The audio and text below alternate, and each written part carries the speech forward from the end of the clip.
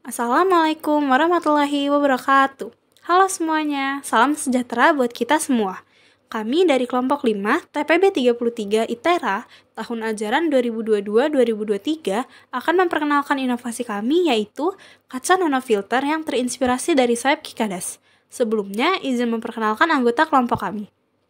Perkenalkan diri, nama saya Julius Perninggotan Nenggolan dengan NIM 121-751. Saya Joseph Saputra Banjarnahor dengan NIM 122170053. Nama Mansyaluda NIM 122170055. Saya Afif Zaki Alifansyah dengan NIM 122170057. Saya Wesley Ronisa Manulang dengan NIM 122170059 dan nama saya Rasa Sunifa dengan NIM 122190055 dari Prodi Teknik Industri.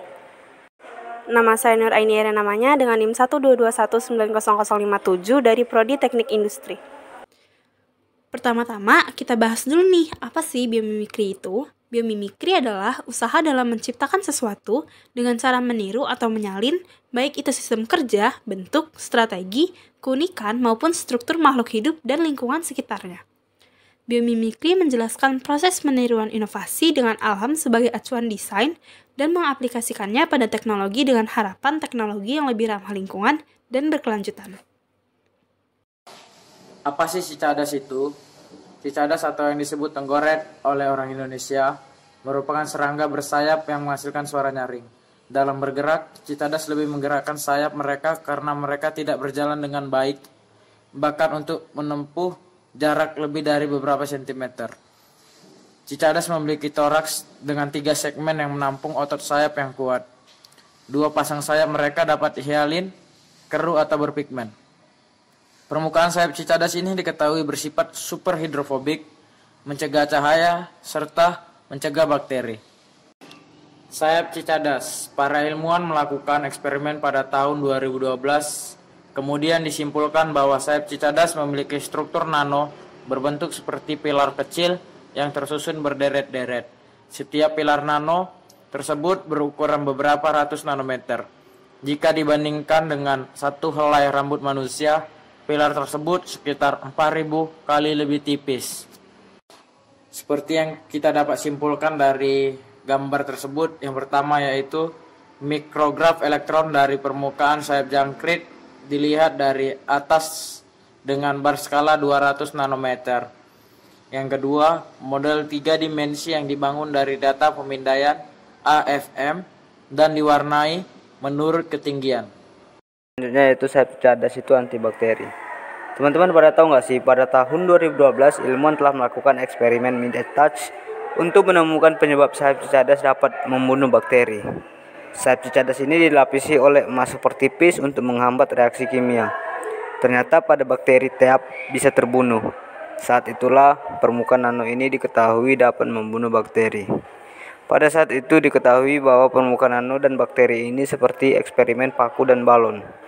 Namun pada tahun 2013 ilmuwan telah mengetahui hal lain yang dapat membunuh bakteri. Bagaimana nanopilar membunuh bakteri?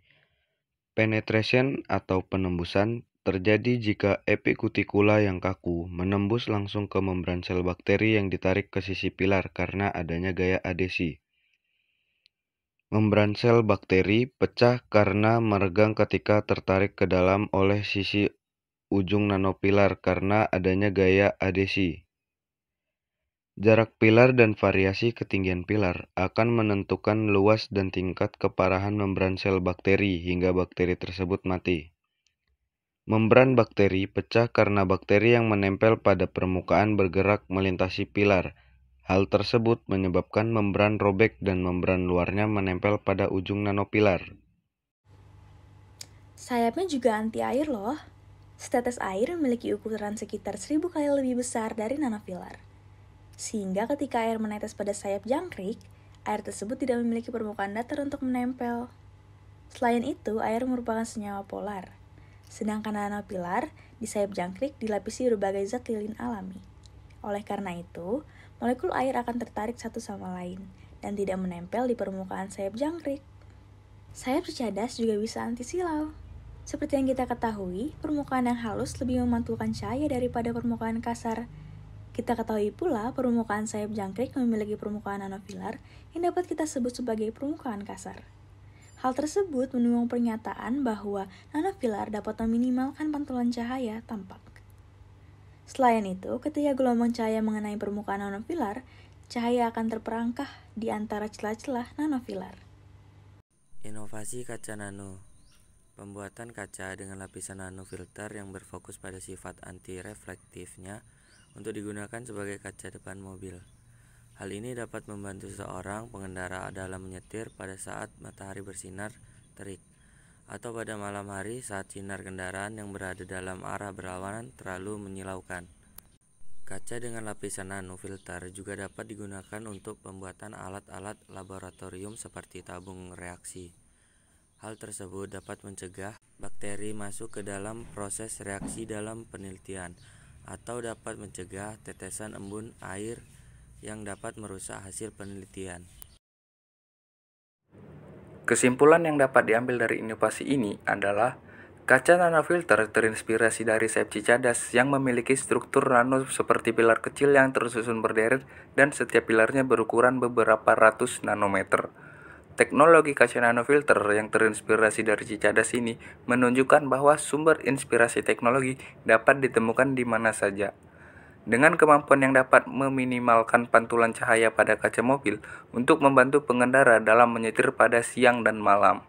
Teknologi kaca dengan lapisan nanofilter juga dapat digunakan dalam alat laboratorium untuk membantu penelitian.